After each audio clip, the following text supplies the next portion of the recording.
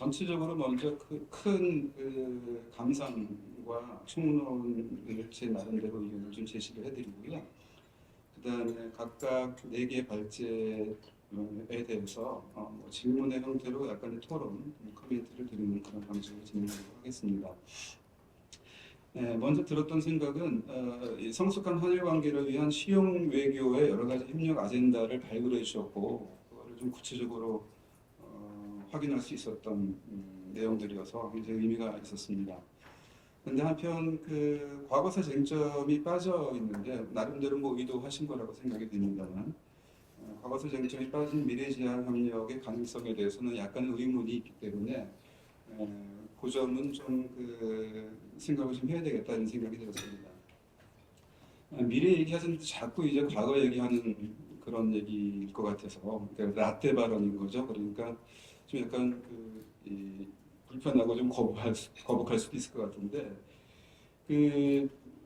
젊은이들 사이에서 자꾸 이제 어른들이 라떼 얘기를 하는 거는 이 지금의 현실이 갑툭튀가 아니다라는 얘기를 하고 싶은 거 아니겠습니까? 그러니까 과거와 현재의 시간을 좀 메꾸고 싶은 그런 생각에서 그런 얘기가 나올 거라는 생각이 듭니다. 그래서 현재에서 미래로 가는 이 시간에 대해서도 미래가 갑툭튀가 아니기 때문에 현재의 그 상황에서 좀 메꿔야 할 부분들은 메꾸자라고 하는 그런 얘기, 그런 발언도 좀 생각해 주시면 좋겠습니다. 미래 얘기하는데 과거 얘기하는 게 이제 과거 같으면은 이 찬물을 끼얹는 발언 같은 거였었겠지만 이제는 오늘 이제 보시면 알겠지만 이게 과거 얘기하고는 무관하게 다 돌아갈 수 있는 얘기들이거든요. 그렇게 가야 되는 거고요. 그러니까 그럼에도 불구하고 이렇게 삐그덕거릴 수 있고 뭐 좀 잘 굴러가지 않을 수 있는 부분들이 있을 텐데 그런 점에서는 이제 찬물이 아니라 여러 가지 뭐 밥을 먹는데 국물 없이는 약간 좀 목이 메이고 그러지 않습니까? 그러니까 국물처럼 이렇게 잘 들어갈 수 있도록 해주는 그런 역할로 역사 문제, 과거사 문제 이런 것도 좀 고민을 같이 해야 된다라고 하는 말씀을 좀 드리고 싶어요. 근데 그게 한일 간의 특수한 문제로만 존재하는 게 아니라 제가 보기에는 이제는 그거는 굉장히 세계사적인 보편적인 문명사적인 그러한 의미를 지니는 그러한 노력이 될 것 같다 하는 생각이 듭니다. 우크라이나, 가자, 이란 이런 문제들이 전부 어떻게 보면은 과거사 문제를 제대로 해결하지 못한 것들, 특히 이제 탈식민의 과제라고 하는 것이 세계 정치, 지구 정치 전면에 지금 등장하고 있는 시대가 되고 있다라고 하는 것이죠.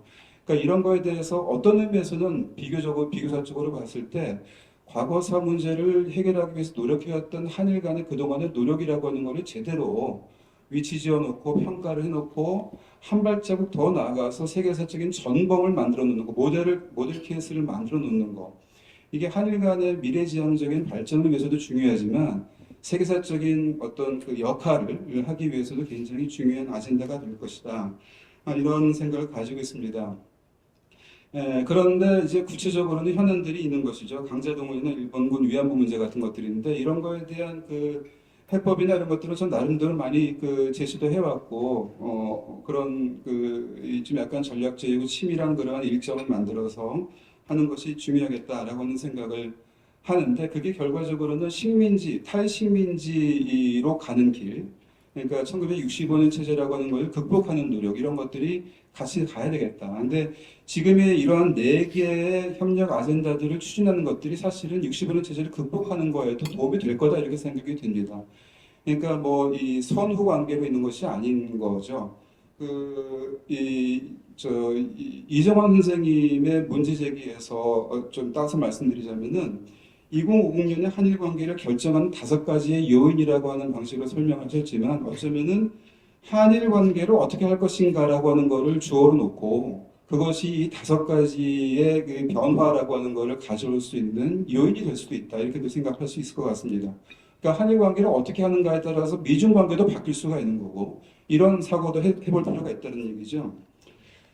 그리고 아까 탈식민의 지구적 과제가 있다라고 하는 것 중에서 지금은 이제 중동과 유럽에서 동유럽에서 이 사태가 벌어지고 있지만 다들 걱정하는 것처럼 동아시아에서도 그런 조짐이 있는데 이 중에서는 이제 한반도 문제와 대만 문제가 지금 걸려 있긴 합니다만 동아시아의 탈식민 과제는 결국에는 북일 관계입니다. 그래서 북일 관계를 어떻게 할 것인가라고 하는 것이 굉장히 중요한 것이고 사실은 그 북일 관계라고 하는 그 아젠다도 이정환 선생님도 정확하게 설명하신 것처럼 굉장히 폭이 넓은 그러한 주제라고 생각이 됩니다.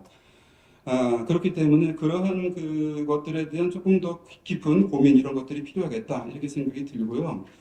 그 나머지는 이제 이 외교 안보 협력과 관련해 가지고는 한마디로 좀 말씀드리자면은 안보 협력 중요하고 여러 가지 이 한국과 일본이 할 수 있는 것들을 계속 이렇게 이 수준을 높여가는 게 굉장히 중요한 것입니다만 저는 여전히 균형점 찾기 또는 최적치를 찾아가는 것도 굉장히 중요하겠다 이렇게 생각이 듭니다.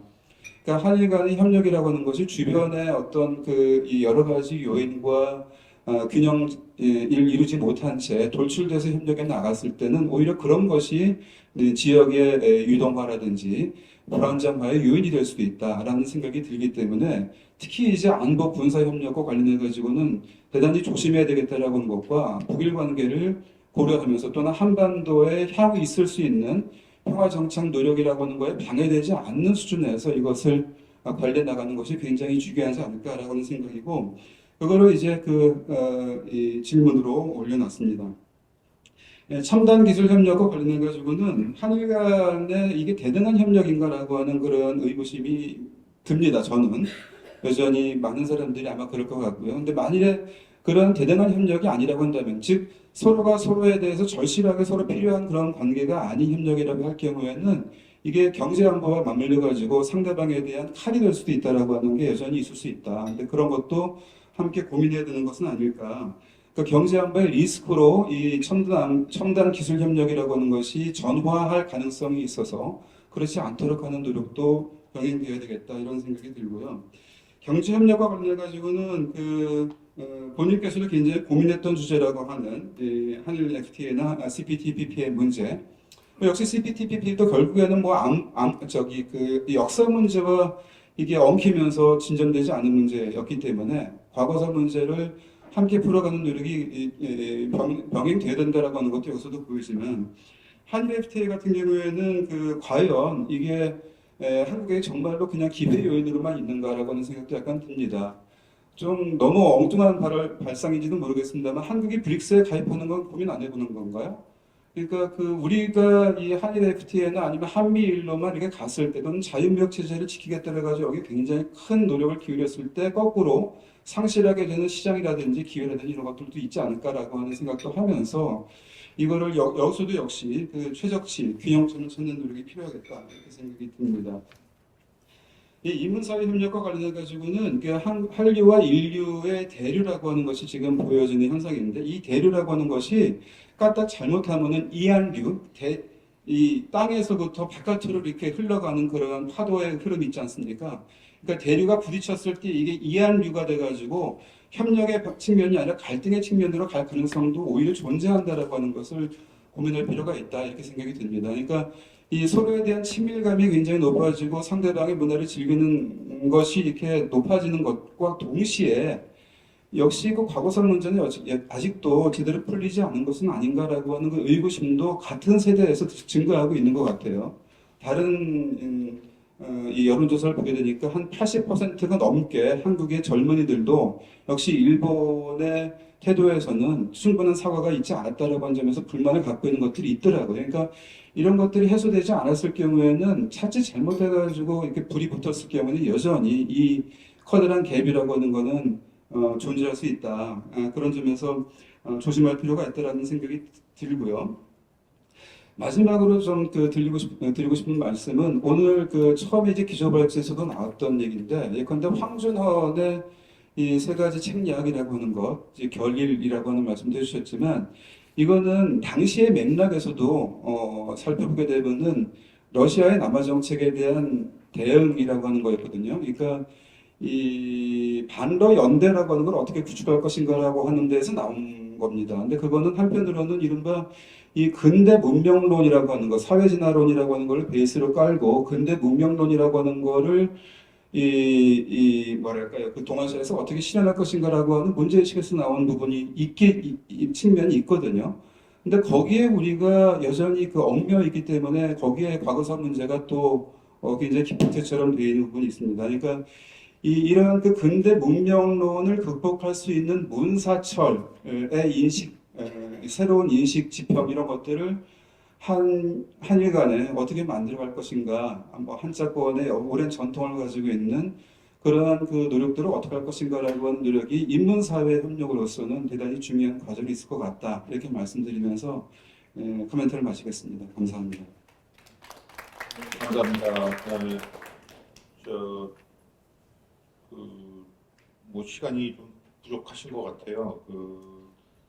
뭐 크게 뭐 두 가지 또 생각이 드는데, 하나는 과거사 문제는 뭐 여전히 지금도 현재 진행형이고 미래에도 계속 얘기가 될 수밖에 없는, 이거를 잊고 가자라고 하는 거는 아니고 이 문제를 이제 좀 새로운 컨텍스트에서 우리가 좀 바라봐야 된다. 다시 말해서 한일 양자 간의 고유한 문제로서의 과거사 문제 혹은 역사 문제로 놓지 말고 전체적인, 어떻게 보면 이 글로벌 프로세스 속에서 탈식민을 극복하는 과정으로서의 역사 문제 해법, 이렇게 조금 더 일반화된 혹은 그 보편적 과정 속에서 보편적인 언어로 좀 얘기를 하는 게, 그게 앞으로 미래 세대에도 더 설득력이 있을 것이고요. 그래서 그 점을 하나 지적을 해주셨고, 두 번째는 그와 동시에 또 이 동아시아적인 맥락이라는 게 있고, 그것이 굉장히 그 인문적인 바탕을 통해서 여태까지 형성되어 온 것이기 때문에 그게 이제 쉽게 잊혀지고 있는데, 특히 미래 세대 입장에서는 또 그런 측면이 있고요. 그래서 그런 동아시아라고 하는 그 시공간 속에서 한일의 젊은 세대가 좀 새롭게 만나서 새롭게 문제를 좀 프레임할 수 있는 길은 없는지, 이런 문제의식도 좀 말씀해 주신 것 같습니다. 그러면 두 번째는 모리 선생님인데, 멀리는 아니죠. 가까이서 오셨는데 시간을 충분히 못 드립니다. 12분. 네. 부탁드립니다. 네, 세스난대학교 전교수 몰이라고 합니다. 그러면 코멘터를 발표를 하겠습니다. 제가 최은미 박사님의 이번 발표가 4명으로 공동 연구를 하신 결과라는 걸 오늘 아침에 알게 됐습니다. 그래서 이거 제가 코멘트를 준비를 하면서 따로따로 연구를 진행시킨 약간 느낌이 있었는데요. 그거 왜 이렇게 이런 발표문이 됐는지를 오늘 이해가 갔습니다. 그래서 제가 재호민 박사님께서 하신 발표에 약간 개괄적인 코멘트를 하기 어렵고요. 이거 4개 파트가 있는데 이 파트에 하나하나 코멘트를 해드리겠습니다. 우선 인구 변화와 지방 소멸에 대해서 토론인데요. 제가 그 문제에 대해서 전문가가 아니라서 약간 궁금한 점, 그리고 약간 좀 유보해야 되는 부분이 있는 거 아닌가라는 부분을 좀 말씀드리겠습니다. 이거 지방 소멸에 대해서 마스다 히로야시의 연구를 인용하고 있습니다. 이분이 쓰신 지방 소멸이라는 책이 아주 유명하긴 한데요. 제가 알기에는 이분이 제1차 아베 내각 및 후쿠다 내각에서 지방 분리, 분권 개혁 담당을 하신 분입니다. 도주제죠, 일본에서는. 그래서 전체적인 의도가 역시 이 데이터에도 있는 거 아닌가라고 생각합니다. 이 마스다 히로야시의 연구에 대해서는 일본에서도 반론이 많습니다. 제가 토론문에 썼는데요. 오다기리, 사카모토, 오카다 각각 학자에서는 죄송합니다. 지방 소멸에 대한 반론이 있습니다. 그래서 그런 부분은 좀 인식해야 되는 거 아닌가 싶습니다. 그 다음에 그다음에 그 한일 공동문화 관광 연계 프로젝트는 제가 봐도 매력적인 프로젝트라고 생각합니다. 하지만 저는 교토에 살고 있는데요. 요새 인바운드가 외국인 분들이 많이 오십니다. 많이 오시는 거는 저도 뭐 반영하고 일본 경제에 대해서 좋은 점도 있지만 한편에 그 오버투리즘 문제도 좀 요새 심해지고 있습니다. 그런 부분도 좀 고려해야 되는 거 아닌가 싶습니다.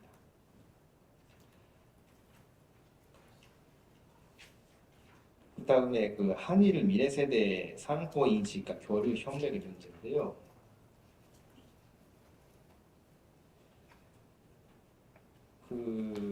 아까 박사님께서 말씀하신 것처럼 일본의 Z세대에서는 한국 인식이 아주 좋습니다. 저도 지금 학생들을 가르치고 있는데요. 한국에 대한 아주 좋은 감정, 동경 그런 것이 아주 높습니다. 하지만 제가 생각하기에는 그 인식 자체를 전제로 앞으로의 한일 관계를 생각하는 것이 좀 문제가 있는 거 아닌가 싶습니다. 제가 보기에는 일본 Z세대 학생들은 아이들의 스타에 대한 호의하고 K-스타일이라고 하는 한국의 선진적인 어떻게 생각해 보면은 자본주의의 최첨단에 있는 그런 물질 문화에 대한 동경이 섞여 있는 그런 거라고 생각합니다. 그래서 한국에 대한 큰 현대사야 내셔널 아이덴티티에 대한 관심은 그렇게 크지는 않습니다. 그리고 Z세대가 생각하는 한국인이라는 범위는 제가 보기에는 아주 좁고 그리고 이 한국인이라는 틀에서 벗어나는 한국인도 다수 있다는 현실을 인식하고 있지 않은 그런 가능성이 높다고 생각합니다. 아까 박사님께서 말씀하신 최근에 한국 젊은 세대의 역사 인식에 대해서 저는 좀 깜짝 놀랐는데요. 최근에 한국 젊은 세대들은 역사 문제, 그러니까 과거에 대한 문제를 남의 문제라고 생각하고 있고, 다자화를 하고 있다. 그렇게 말씀하신 것 같습니다. 그래서 박사님께서는 다자화를 시키는 것이 객관적으로 바라볼 수 있는 그런 점도 있다고 하신 것 같은데요. 저는 약간 그에 대해서 우려를 갖고 있습니다. 다자화를 시킨다는 것은 물론 객관적으로 바라볼 수 있는 부분도 있지만 어떻게 보면 관심을 갖고 있는 것 자체를 약간 억제하는 그런 부분이 있는 것 같습니다. 역시 저는 다자화시키는 게 아니라 자기 문제로서 생각하는 것이 중요하고 일본에서는 젊은 세대들은 이 과거 문제에 대해서 다자화를 시키는 경향이 많고요. 그 결과 지금은 어떻게 됐는지를 보면은 과거 문제, 아까 남기정 교수님께서 말씀하신 과거에 대한 상상력 그런 것이 아주 부족하게 됐습니다. 그래서 이 부분에 대해서는 약간 걱정이 되고 있습니다. 역시 교육에 중요하지 않을까 싶습니다. 그 다음에 언론 협력 문제인데요. 저도 한일 언론 모니터링 위원회에 대한 아이디어는 아주 좋은 거라고 생각합니다. 하지만 언론 윤리에 따르면서 업계의 자기 규율, 자기 스스로의 노력을 위한 운영을 하지 않으면은 약간 좀 문제가 되지 않을까 싶습니다. 예를 들어서 미디어 혹은 업계 단체가 자금을 내고 정부 예산이나 특정 기업에서의 보조를 받지 않는다 이런 식으로를 하지 않으면은 저널리즘에 대한 그 약간 문제가 될 가능성이 있습니다. 그리고 그 레가시 미디어에 위한 보도를 개선을 하는 것뿐만 아니라 그 아까 박사님도 말씀하신 그 소셜 미디어의 영향력 이런 거를 앞으로 어떻게 하는지를 한일 간에서 얘기를 해야 되는 거 아닌가 싶습니다. 이거는 소위 포스트 트루스의 문제에 연결되고 있습니다. 그리고 그 문화 협력인데요. 그 문화 콘텐츠 협력을 하기 위해서는 그 구체적인 그 콘텐츠의 그런 논의를 하기 전에 우선 한일에 있어서의 문화 협력의 정의나 아니면은 목적이가 무엇인가 이거 다시 물어야 될 것 같습니다. 예를 들어서 정부 주도의 한일 문화 협력 그리고 경제계 중심적인 한일 문화 협력 그리고 시민 차원에서 사회운동 등의 한일 문화 협력은 목적이나 방향성 그리고 프로세스가 상당히 다를 수도 있습니다. 가끔 그 모순되고 있는 부분도 있고요. 그런 부분이 그런 철학에 대한 부분이 중요하지 않을까 싶습니다.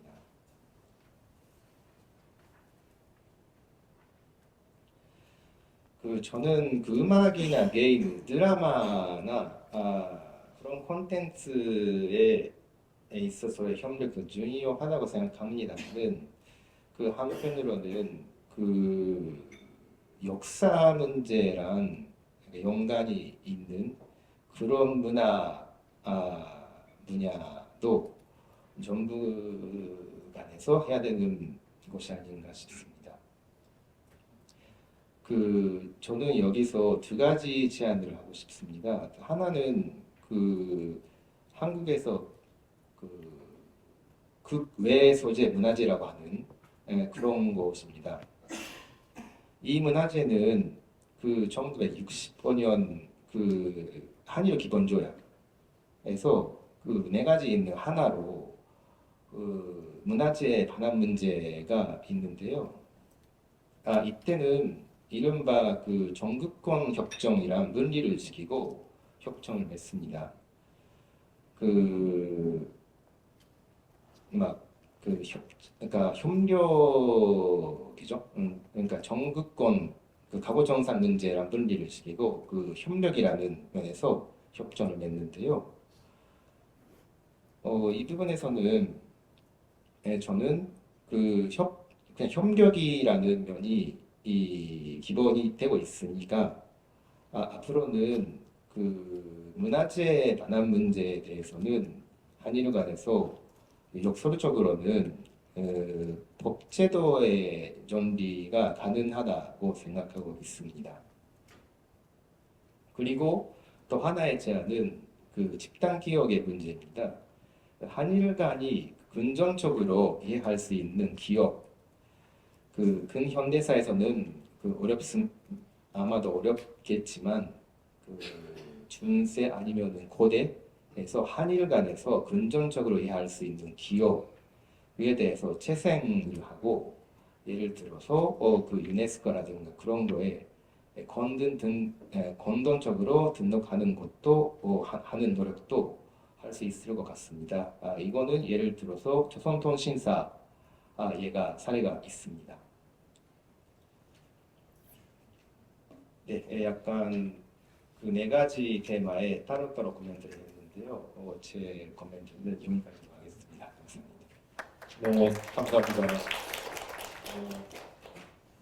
모리 교수님께서 역시 미디어학을 하시는 분이라 우리 인문 사회 섹션에 대해서 집중적으로 토론을 해주셨는데 굉장히 흥미로운 토론이었던 것 같습니다. 특히 문화협력과 관련해서 네 가지 제안을 해주셨는데 굉장히 좋은 것 같아요. 이게 좀 정부가 좀 들어야 될 특히 지금 어떻게 보면 근대 이 과정에서의 부정적 기억 가지고 지금 한일 간에 많은 얘기를 하고 있는데 긍정적 그 이전에 긍정적 기억들을 재생하고 확산하는 그런 프로젝트를 좀 적극적으로 하자라고 하는 거 굉장히 뭐 해오긴 했습니다만은 좀 본격적으로 해야 될 것이 아닌가 하는 생각이 들고 최은미 박사님 나중에 시간이 되면 그 코멘트 추가적인 코멘트가 필요한 부분이 있는 것 같아요. 그 MZ 세대의 역사관을 아까 이제 조금 약간 그 개인 베이스에서 몇 가지 좀 말씀을 해주신 건데 그게 그 일반화를 할 수 있는 것인지 거기에 대해서 조금 좀 부가적으로 잘못하면 이제 일본에 가셔가지고 한국의 MZ 세대의 역사관은 이거다 이렇게 잘못 경우에 따라서 이제 그 소개가 될 수도 있을 것 같아서 그 부분 조금 좀 추가적으로 코멘트가 좀 필요하지 않을까 하는 생각이 들고요. 다음으로 아베 선생님 부탁드립니다. 네. 네, 아베입니다. 네, 저는 그 김기박 박사님의 보고에 대해서 주로 코멘트 하겠습니다. 그래서 오늘 그 이정방 교수님의 발표에 그런 그 안전보장의 환경에 대해서 여러 시나리오를 지적을 하셨는데 그거는 그런 그 통상 분야에 있어서도 같은 시나리오가 있을 거라고 생각하고 그리고 그런 시나리오가 어떻게 보면 같이 동시로 진행될 가능성도 있다고 합니다. 그거에 대해서 역시 일본 입장 봐도 그거에서 다 대응할 필요가 있다고 합니다. 예를 들면 먼저는 지금 아무래도 미국의 중심의 그런 경제 안보를 생각해야 되고 특히 MAF의 메이크 아메리카 파스트 아게인 그런 상황에 어떻게 보면 경쟁을 하고 협력을 해야 되는 그런 부분도 있습니다. 그리고 그러면서도 역시 그런 미국이 어떻게 보면 미국이 여러 가지 그런 안보나 그런 부분에서 그런 동아시아에 대한 협력을 어떻게 보면 좀 포기하는 그런 추세도 있고 그거에서 미국이 없는 상황에서 어떻게 그런 경제 안보를 생각해야 되는지 제가 그 반대로는 중국도 있고 그러다 보니까 그러나 그 미국이 없는 자기 자신의 그 경제 안보를 어떻게 생각해야 되는지 그런 거를 주로 지금 고민을 하고 있습니다. 그리고 동시에 그것도 조금 그런 겹치는데 그런 아무래도 그 일본은 지금까지 그런 그 자유무역 체제에서 선장을 해왔던 그런 나라이니까 앞으로도 그런 자유무역 체제를 어떻게 유지를 하고 어떻게 강화를 해야 되는지 그거는 좀 생각해야 될 그런 부분이 있습니다. 그런 부분을 다 한국도 입장을 똑같다고 봅니다. 그런 부분에서 서로 그런 지금 미국에 어떻게 그 전장 경력을 하는지 그리고 미국이 없는 상황에서 어떤 경제 안보를 생각해야 되는지 그리고 자유무역 체제를 어떻게 유지 강화하는지 그런 부분 세 가지 다 한국과 일본 다 협력할 여지가 있다고 보고 있습니다. 그렇고는 지금은 새로운 이재명 정권의 그거에 대해서 어떤 그런 정책을 하려고 하는지에 대해서는 아직은 조금 확정되지 않은 부분이 좀 많은 것 같고 그런 부분에서 저도 더 거기에 대해서 좀 하고 싶다는 그런 생각을 갖고 있습니다. 아무래도 그런 여러 가지 그래서 그 사안에 대해서 김기반 박사님이 많이 제시를 해주셨는데 그 하나가 그 여러 가지 있는 중에서 혹시 그런 자유무역 아까 제가 말씀드렸던 자유무역 체제의 유지 강화 측면에서 일본과 한국이 협력할 여지가 있다고 하는데 또 하나가 지금 CPTPP 한국의 CPTPP 가입 같습니다. 그러므로 CPTPP는 그런 공급망의 강화 측면에도 중요하지만 역시 그거는 일단 그거는 자유무역 스키입니다. 그러면 또 한국이 그런 그거에 가입을 하면 그럼 많이 도움이 되고 물론 여러 가지 그거에 대해서는 여러 가지 그런 정치적인 민감한 문제가 아마 있기는 한데 그래도 그런 아마 기본적으로는 일본도 그거에 찬성하는 입장에 있다고 보겠습니다. 그리고 CPTPP뿐만 아니라 그리고 역시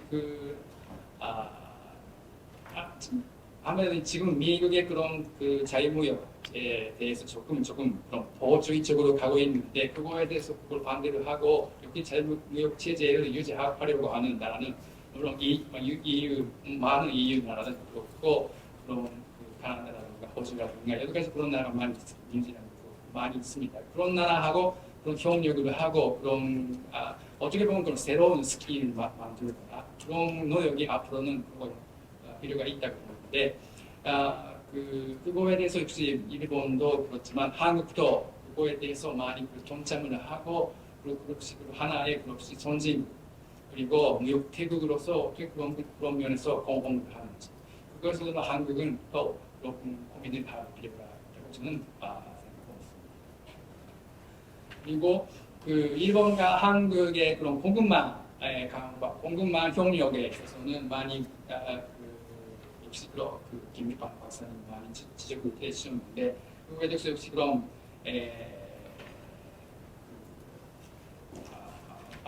IPEF가 저희들이 IPEF라고 하는데 IPEF의 그거의 스키를 많이 적용하고 그거에 대해서 그거를 유지하고 그거를 강화하는 것이 중요하다고 저는 생각하고 있습니다. 그래도 그 IPEF는 아무래도 그건 미국을 중심으로 만든 스키이기 때문에 그럼 미국이 그 스키임에서 빠지면 어떻게 그걸 유지를 하는지 그거에 대해서 역시 그거는 아까 제가 말씀드렸던 자유무역 체제와 마찬가지로 그거에도 일본 그리고 한국의 리더십이 필요하다고 봅니다. 그러면서 역시 그러면서 역시 그 두 나라가 같이 그런 리더십을 갖고 여러 나라에 교섭을 하고 그런 노력이 필요하다고 저는 생각하고 있습니다. 그리고 수소 그러니까 공급망 협력에 그러니까 산업 협력에 있어서 많이 수소에 관해서 많이 지적을 해주셨는데 아무래도 그런 분야에 있어서는 그런 수소를 포함해서 산업 협력 측면에서는 역시 그런 일본과 한국은 많이 협력을 할 필요가 있다는 것은 저도 많이 동감을 하고요. 특히 그런 면에서 역시 큰 중요한 부분은 그런 산업 협력에 있어서는 그런 한일 이러한 협력이 여지가 큰 부분은 역시 그런 투자 규모가 크고 그리고 공동 투자를 같이 하면 그런 리스크를 서로 조감할 수 있는 그런 분야가 역시 협력 여지가 있는 부분이고 그리고 서로의 강점을 살리고 그리고 약점을 보완할 수 있는 그런 분야가 역시 그런 한일 협력이 가장 중요합니다. 그런 효력이 있는 분야입니다. 그리고 역시 그런 두 나라가 그런 역시 그런 비슷한 입장 경우는 그런 규제 국제 규범이라든가 인증 제도에 대해서 역시 그런 분야에서 일본과 한국이 협력할 여지가 있는 분야로 그런 부분에서 수소가 많이 그런 부분에서는 그런 역시 그런 여지가 많은 분야로 저도 생각하고 있는데 아무래도 그런 앞으로 지금까지 일본 그것도 많이 지적을 해주셨는데 일본하고 한국은 에너지 분야에 있어서 많이 협력을 해봤습니다. 그거는 일본 종합산사가 많이 그런 관심을 갖고 있는 분이고요. 아무래도 일본 산사는 그런 이러한 경제인 협회에서 간사역을 하거나 역시 한국의 관계에서 많이 관심을 많이 갖고 있는 회사이기 때문에요. 그런 분야에서도 역시 수소에 대해서 많이 관심을 갖고 지금 많이 프로젝트를 하고 있는 것 같습니다.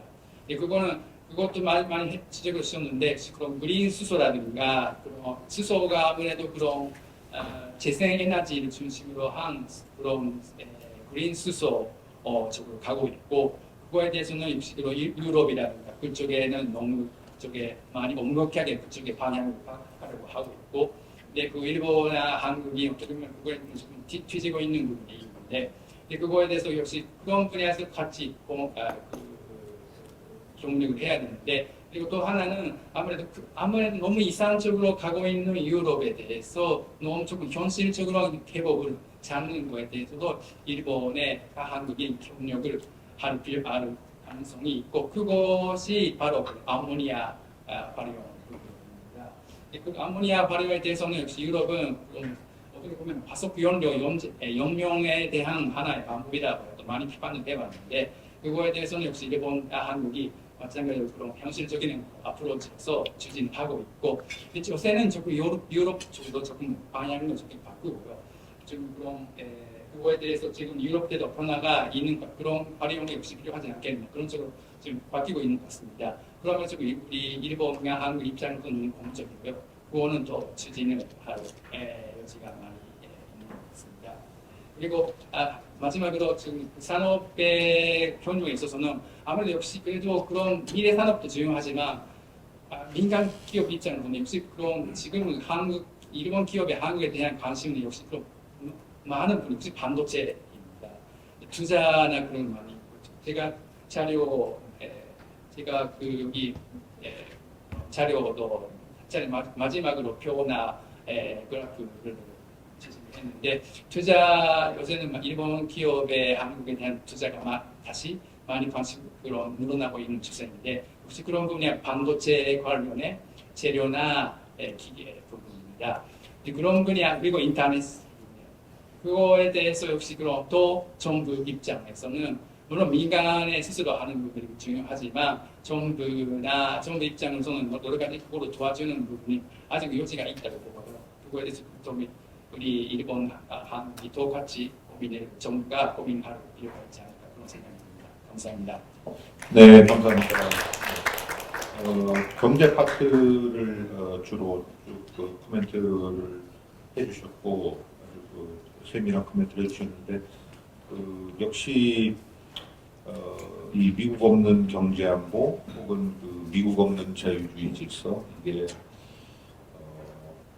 지금 현실로 다가왔고, 그런 속에서 미국 없이 한일이 주축이 되는 경우에 따라서는, 그러니까 플러스 아까 라이크 포지션 컨트리들이 서로 협력을 해서 질서를 복원하거나 혹은 수호를 할 수 있을 것인지가 그게 굉장히 큰 퀘스천 같아요. 그러니까 해야 된다라는 당위성 차원에서는 이제 굉장히 우리 얘기들을 많이 하고 있는데, 실제로 과연 이렇게 될 수 있을 것인지, 그렇게 가기 위해서는 정말 한일이 어떤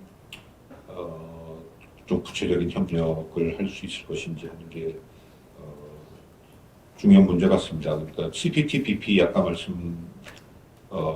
나왔는데, 그런 조금 전에 말한 그런 대의를 위해서는 CPTPP가 무엇보다 중요하고, 그것이 가져다주는 중장기적인 효과, 특히 장기적인 효과는 거의 컨센서스인데, 근데 이 한국 정부는 5년 단위 정도 세틀 하는데 한 6개월 걸리고, 마지막 회는 다 레임덕이고, 그렇게 되면 한 3년 정도의 폴리티컬 사이클을 갖고 있는데, 그 사이에 CPTPP가 주는, 남기정 교수님께서 지적을 하셨는데, 경제적 효과가 단기적으로 이렇게 확실히 나온다라고 하는 정도까지 나오지 않으면, 국내적으로는 이거 상당한 정치력 혹은 폴리티컬 캐피탈을 써야 되는 정부 입장이거든요. 그래서 이 부분에 대해서도 장기적인 효과뿐만 아니라 단기적인 효과에 대한 정밀한 계산, 이런 것들을 좀 잘 키예프가 정말 잘 해주셔야 현 정부가 나설 수 있지 않을까 하는 그런 생각은 듭니다. 그 점을 잘 지적을 해주신 것 같아요. 마지막으로 이토 선생님 많이 기다리셨는데 시간이 넉넉지 않습니다. 10분 정도 부탁드릴게요. 예, 안녕하세요.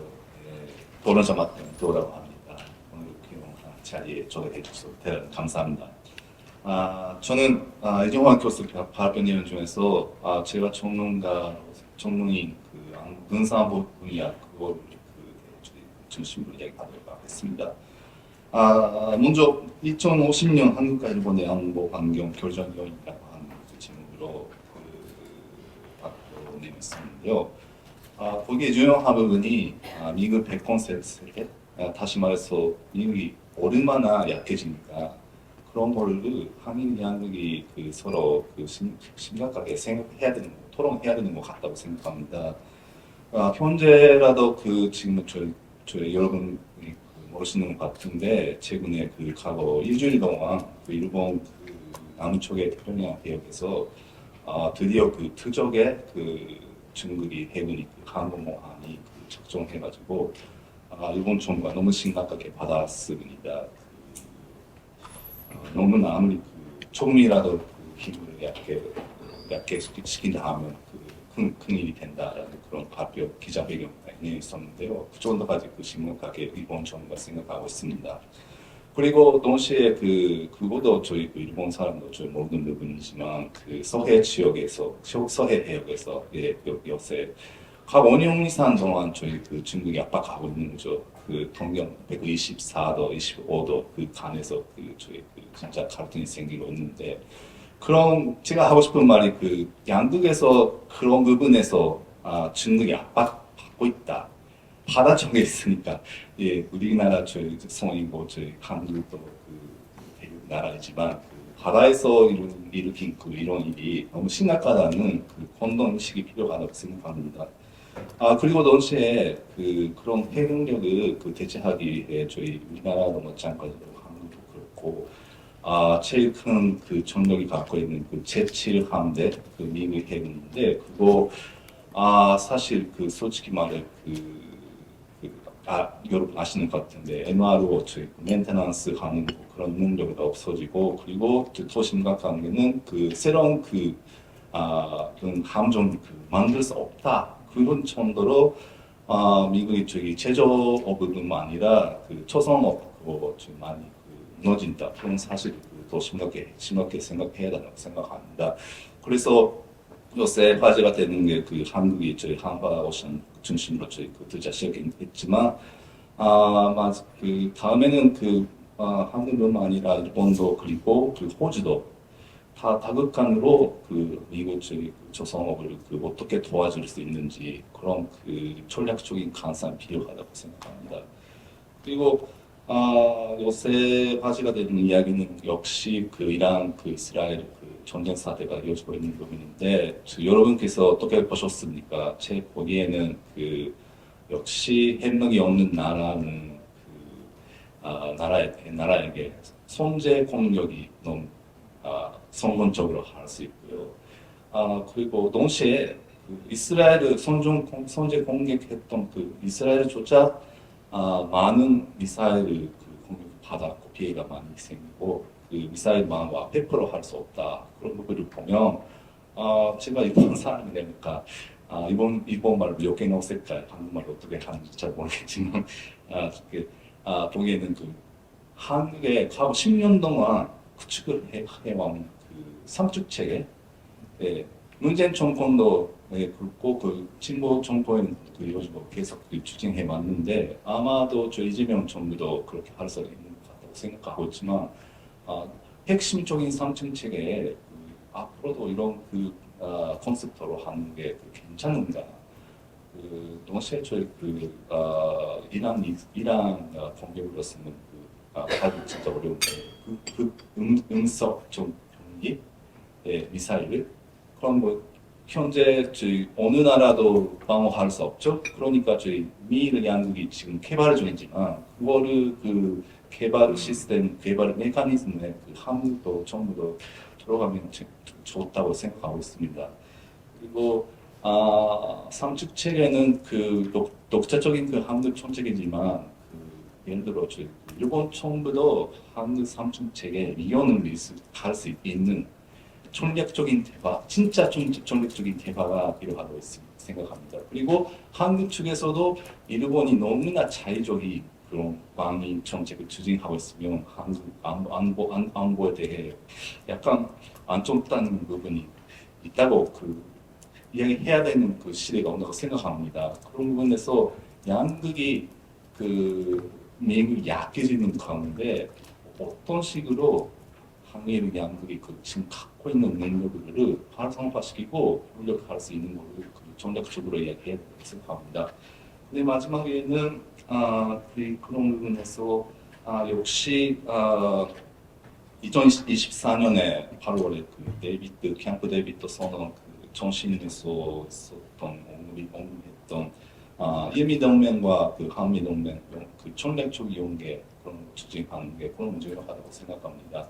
너무나 진보 정권이라도 이런 부분 추진해야 되는 안보 환경이 있기 때문에 어쩔 수 없다고 생각하고요. 그리고 남기정 교수님께서 저희 토론에서 지적하는 악사라든지 RA라든지 그리고 또 하나 붙이면 유엔사 문제 그런 거 약간 한일 간에서 정치적으로 약간 다르다는 이슈도 표면적으로 얘기하는 건 배경에 정치가 길이 그런 걸 전략적으로 좀 이야기하는 토론해야 되는 시대가 온다고 생각합니다. 일단 이상으로 네, 말씀드리겠습니다. 아이고, 고맙습니다. 네.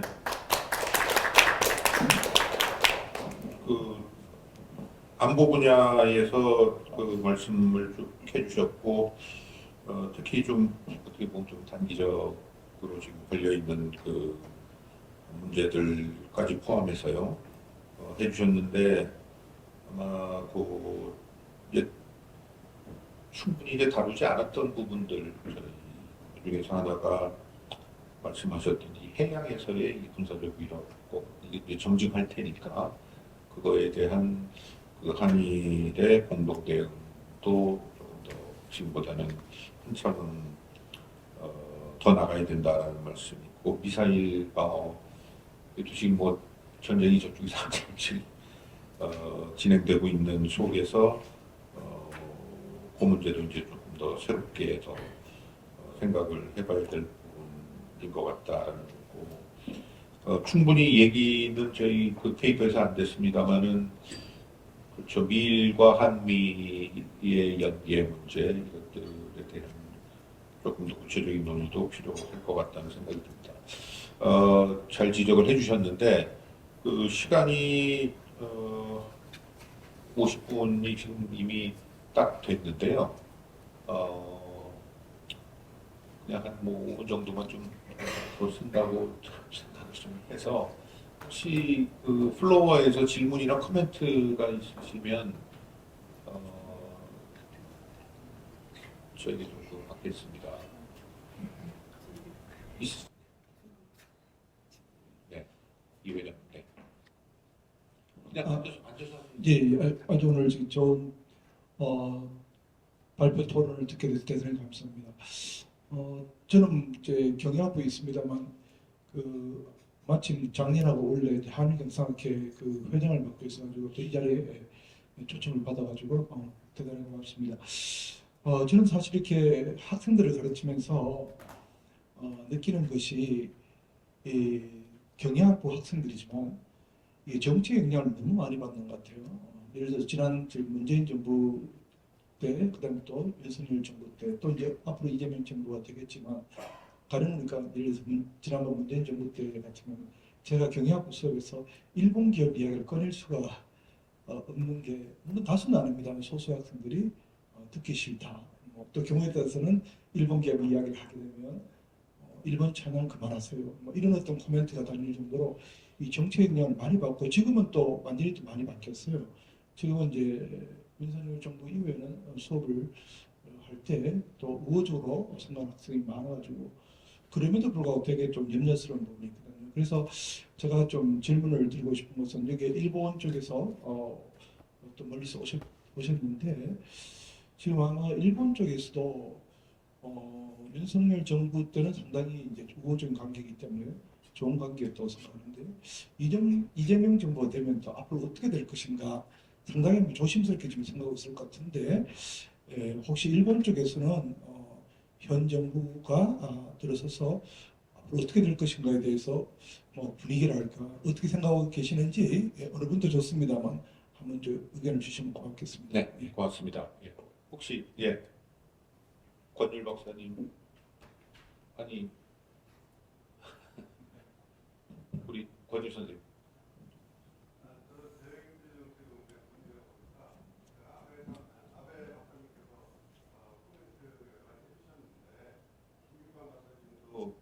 아까 지적이 됐지만 그 알래스카 LNG 대규모 사업이고 또 한국에서는 북극 항로 개발해서 이제 좀 일본하고 같이 앞으로 이 북극해나 북극 항로, 알래스카 유전 개발 이런 거에 같이 공동 협력 의사 같은 게 논의가 되고 있는지 일본 측에는 어떤지 그런 게 궁금합니다. 네, 고맙습니다. 정성춘 박사님. 예, 저는 또 선생님한테 질문 드리는데요. 그 일본이 지금 그 미국의 그 방위비 증액 요청을 많이 받고 실질적으로 이 방위력을 증강하려고 하는 어떤 계획을 작성하고 있다 이렇게 저도 얘기를 듣고 있습니다. 그래서 과연 그 일본이 앞으로 방위력을 어떻게 증강을 하려고 지금 큰 그림을 그리고 계신지 그 부분 하나 하고요. 또 하나는 방위력을 증강시키기 위해서는 역시 그 방위 산업을 육성을 해야 될 텐데 한국이 지금 현재는 방위 산업이 많이 발달을 해 있는데 그 일본의 방위 산업을 실질적으로 어떤 그 계획하에서 육성을 해 나가려고 하는 건지 그리고 이와 같은 그 국방력 증가에 대한 이 국민들의 어떤 그 입장이나 생각은 어떤지 지금 현재 상태가 얘기를 좀 듣고 싶습니다. 네, 저희 지금 시간이 없어가지고 최우미 박사님은 그냥 아까 제가 잠깐 말씀드린 거는 그냥 개인적으로 처리를 좀 해주시고요. 지금 질문이 이재명 대통령에 대한 그 일본의 그 반응에 대해서는 그 우리 미디어를 하시는 우리 선생님께서 좀 그 코멘트를 해주시고 LNG 알래스카 요거는 그 아베 선생님 좀 해주시고요. 방위비 증액은 이도 선생님께서 그 짤막하게 좀 답변을 해주시면 되고 혹시 남기정 교수님한테 질문 없으신가요? 없습니다. 제가 있습니다만 그러면 모리 선생님, 아베 선생님, 이도 선생님 이렇게 짤막하게.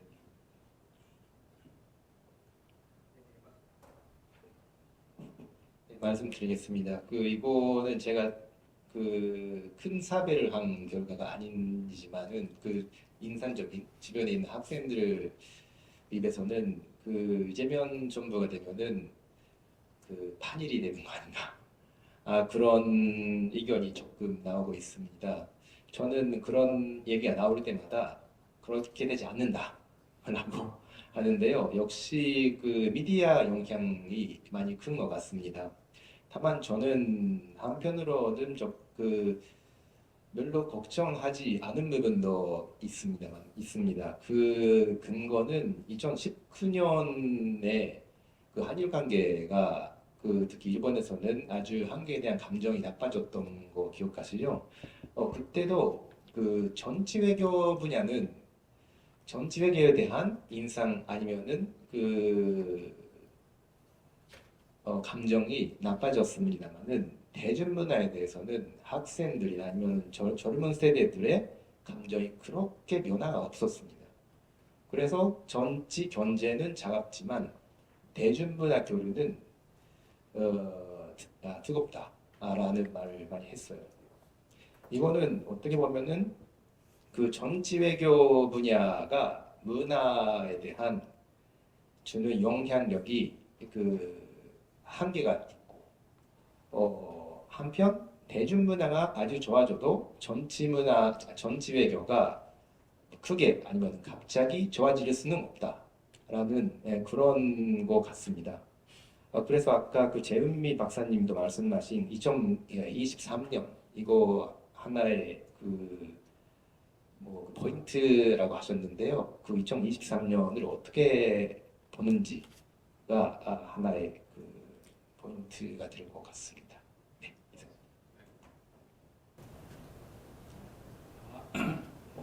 네, 그 알래스카의 에너지 개발에 관해서는 그거는 일본 한국과도 마찬가지인 것 같습니다.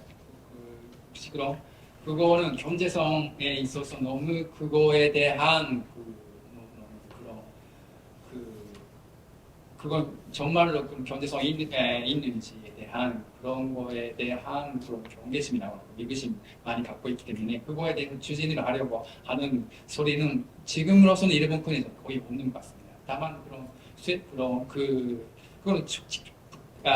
북극회 한도에 대해서 직접 관련이 있는지 모르겠지만 그런 쇄빈선이니까 그런 선박 효능이라든가 그런 거는 생각하고 있지만 일단 그 에너지 개발에는 직접 아마 아직은 그런 스스로 하는 그런 태도는 일본 정부는 태도는 갖고 있지는 않은 것 같습니다. 네. 질문해 주셔서 고맙습니다. 이제 그 일본 정부에서 저희 관상 전략으로 만들고요. 처음에는 그 이번 여름까지 발표하겠다고 그런 이야기 들었는데 역시 그 관상 그 전략의 그런 내용을 어떻게 만드는지 그런 걸로 약간 그 시간이 걸린다고 그러고 그 내부적으로 얘기 들었습니다. 그 이유는 역시 아직도 그 프라임이라고 우리나라에서 하는 그런 미쓰비시 중공업이라든지 그런 대기업 회사들이 아시다시피 총 이익에서 20% 30% 정도 어떤 회사라면 그 10% 이하로 이익이 그거밖에 없으니까 다른 곳에서 저희 돈을 받을 수 있으니까 별로 적극적으로 할 수 있는 그 기회가 되지 않고요. 그리고 아직도 죽음의 사인 그리고 신호쇼 레피테이션 리스크 그거를 약간 저희 대기업의 쪽에 걱정하고 있는 그런 부분이 나온 것 같습니다. 그래도 3년 쪽에 2년 전인가요? 그 일본 경제신문인가 그 일본 그 새로운 조사했는데 50% 정도 국민이 그 마산 수치를 반대한다라는 게 있었는데 그 다음 해는 Gcap 그 1, 0, 2 전투기 그 사업을 어떻게 하냐 그 질문에 대해 새로운 조사에 50% 10%가 적극적으로 해야 된다 그런 변화가 있었기 때문에 아까 제가 저희 토론에서 발표한 대로 저희 중부협이라든지 그 중동 지역의 그런 그 혼란이라든지 세계적으로 불안적인 상태가 있기 때문에 마산에서도 국민의 그 이해가 깊어지고 있는 과정이 아닌가 그렇게 생각하고 있습니다. 네, 감사합니다. 저희 그 시간이 워낙 제한되어 있어서 충분히 토론을 못한 것 같아요. 뭐 앞으로도 또 한국에 자주 오실 것이기 때문에 계속 이 주제 오늘 나온 이 주제를 더 얘기를 할 수 있는 기회가 많아질 것 같은데 한 가지 저희가 올해가 국회 정상화 60주년이었고요. 그래서 당초의 예상은 한 5월, 6월에는 아주 봄을 터지듯이 많은 학술 행사를 포함해서 그런 일들이 있을 거라고 연초에는 작년에는 적어도 생각을 했었는데 한국에서의 이 정치적 변화가 이렇게 큰 영향을 미칠지는 미처 몰랐습니다. 놀랍게도 이 60주년과 관련된 그 기념 학술 행사 혹은 이런 것들이 거의 없어서 그래서 우리 이시욱 원장님 뚝심 있게 끝까지 지원을 해주시고 회의를 이렇게 열게 해주셔서 너무 감사드리고요.